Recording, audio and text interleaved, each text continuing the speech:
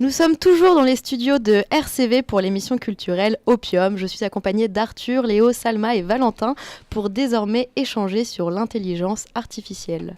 Et c'est vous, parce que, mais oui, bien sûr, Moi parti. Mais qui elle est celle-là? Qu'est-ce que j'ai fait moi? Donc ce que vous proposez comme d'habitude, c'est de la poudre de perlimpin. Le débat. Vous souvenez-vous de Her, le film réalisé par Spike Jonze, sorti dans les salles en 2014. Ce film où Théodore, le personnage principal, tombe amoureux de Samantha, une voix féminine à l'intelligence artificielle. Une sorte de Siri développée. Si cela n'était qu'un film il y a encore 3 ans, aujourd'hui la réalité nous dépasse. Depuis le 25 octobre, Sophia est devenue une citoyenne d'Arabie Saoudite possédant plus de droits que les femmes de ce même pays. Créée à Hong Kong par la société Hanson Robotics, Sophia est un robot social qui peut reconnaître les visages et mimer plus de 62 expressions humaines. Si sa fonction première est d'aider les personnes âgées, elle fait désormais partie de la société. Est-elle la première d'une longue série à venir ? Seul l'avenir nous le dira, mais la série britannique Black Mirror, qui présente plusieurs dystopies liées aux avancées technologiques, ne nous rassure pas. Selon vous, un citoyen peut-il être autre chose qu'un humain, car l'arrivée de Sophia remet en cause le statut de la citoyenneté. Jusqu'à où cela peut-il aller ? Peut-elle dépasser l'homme ? L'intelligence artificielle est-elle une bonne chose selon vous, Arthur, Léo, Salma, Valentin ? Honnêtement, moi je trouve que c'est une très bonne question parce que c'est vrai que maintenant, j'ai justement vu cet épisode de Black Mirror hier où après un deuil, une femme fait revivre son mari qui est décédé du coup, avec une intelligence artificielle. Et je pense que c'est quelque chose qui est à portée de main et selon moi, est-ce qu'on peut réellement aller contre ça, contre le deuil des gens, contre ces gens solitaires qui recherchent tout simplement une présence? Je ne vois pas vraiment comment est-ce qu'on peut aller contre eux. Ça pose une question un peu éthique au final, tu vois. C'est est-ce que tu acceptes qu'un humain soit représenté, tu vois, dans une sorte d'un autre corps qui n'est pas le sien? Et je pense que c'est assez étrange, tu vois, parce qu'il y a des gens qui ont fait le deuil réellement.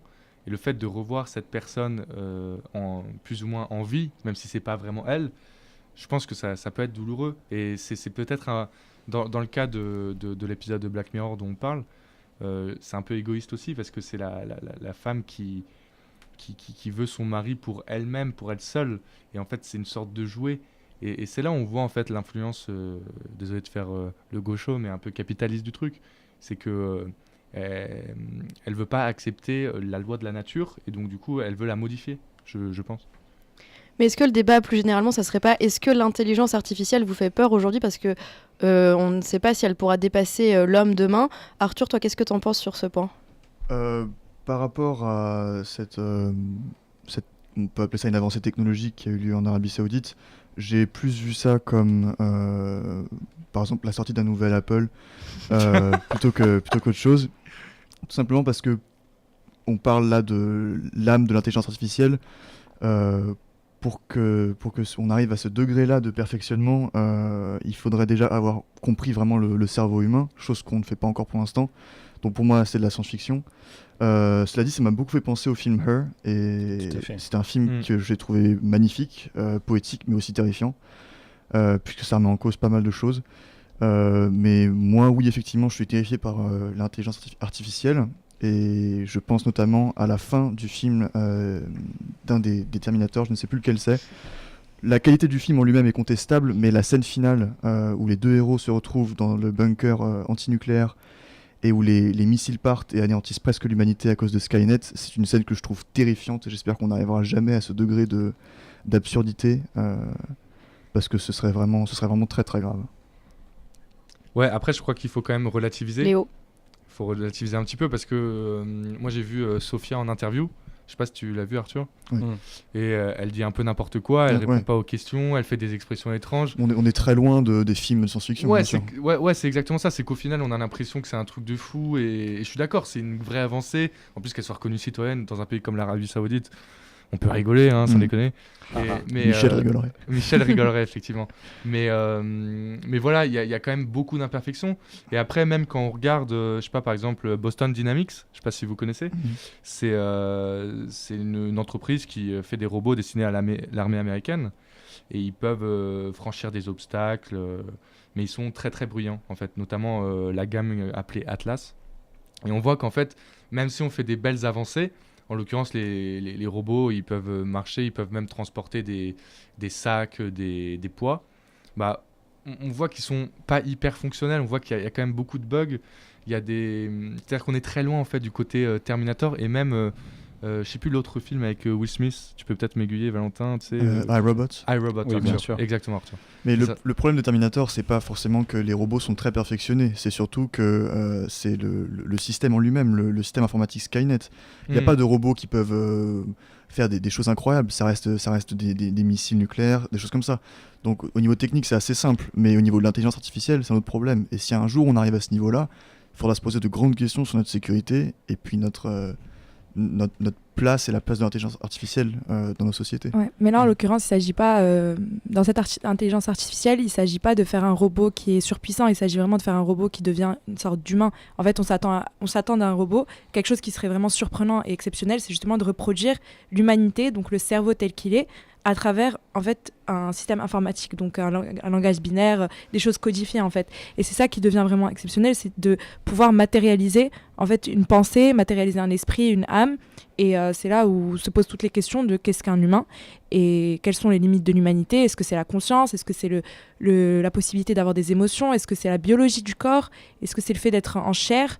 Et voilà, ça remet en question en fait tout ce qu'on pensait être l'humanité, quoi. La frontière entre l'humanité et la robotique a toujours été délimitée par l'âme. C'est l'âme qui faisait qu'on était meilleur que les robots. Ouais. Justement, si ça arrive, ça pourra poser de... Mais après, est-ce qu'un animal a une âme? Ouais, Est-ce que les roues ont une âme? Est-ce qu'un chimpanzé qui est capable... Ça devient limite. Est-ce qu'un chimpanzé qui est capable de réfléchir et de se comporter presque comme un humain est un humain, enfin, peut être considéré comme un citoyen, quoi. Et même pour les femmes, est-ce que c'est pas un peu dégradant de se dire que les femmes sont humaines? Très drôle, Léo. Est-ce que c'est pas dégradant de se dire qu'une citoyenne robot soit, enfin aujourd'hui devenue citoyenne dans un pays où les femmes ont très peu de droits, voire pas, est-ce que c'est pas dégradant pour l'image de la femme que ce soit justement une femme et pas un homme? Arthur, après... toi le féministe, peut-être que tu as un avis là-dessus? On pourrait peut-être demander à la femme qui est à cette Effectivement. table. Après, justement, moi, ce que j'ai envie de dire, c'est que le fait qu'on lui accorde autant de droits, en fait, ça creuse encore plus le fossé entre le robot et la vraie femme. C'est-à-dire qu'au final, si elle est traitée de façon différente que les autres femmes, donc si on la voile pas, si on la force pas, à faire ce qu'elle doit faire en Arabie Saoudite, du coup, est-ce que c'est vraiment une femme? C'est pas au final, elle est traitée, elle sera toujours traitée comme un robot, c'est-à-dire que personne va la lapider si jamais elle se balade à poil dans la rue, quoi. Donc je pense pas que ce soit vraiment un humain, mais plutôt un coup de buzz, moi je dirais. Valentin. Et tout à fait, justement, moi je trouve que faut prendre aussi les choses telles qu'elles sont, c'est-à-dire que c'est surtout un coup de com' de l'Arabie Saoudite. Des avancées comme Sophia, on en a déjà eu, et des plus spectaculaires. Le fait qu'il y ait eu une intelligence artificielle qui a battu le champion du monde du jeu de Go, c'est quelque chose de vraiment, vraiment ouf.